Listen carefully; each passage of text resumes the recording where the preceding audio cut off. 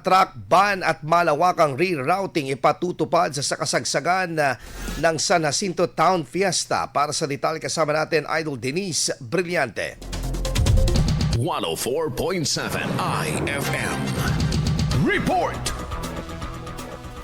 Ipatutupad ang pansamantalang truck ban at traffic rerouting kaugnay ng pagdiriwang ng pista sa San Jacinto, partikular sa isasagawang kalutan tugtugan at dala na simula alas 10 ng umaga ng Abril 12 hanggang alas 3 ng madaling araw ng Abril 13. Ayon sa abiso, lahat ng Class 2 at Class 3 vehicles na mula Manawag patungong Mangaldan, San Fabian at Dagupan City ay dadaan sa Mapandan-Mangaldan Road, habang ang mga galing naman sa Mangaldan at San Fabian patungong Manawag ay gagamit ng Mapandan Road. Samantala, ang Class 1 vehicles naman na papasok o palabas ng Manawag, Pusurubyo, Mangaldan at San Fabian ay dadaan sa mga alternatibong ruta sa bayan. Saklaw rin ng rerouting ang mga provincial bus na bumabiyahe mula Dagupan at Manawag. Mahigpit namang pinaalalahanan ng lokal na pamahalaan ng mga motorista na sundin ang mga nakatalagang rerouting signs at makipagtulungan sa mga traffic enforcers upang maiwasan ang aberya sa kasagsagan ng aktibidad. Kasama mo mula rito sa IFM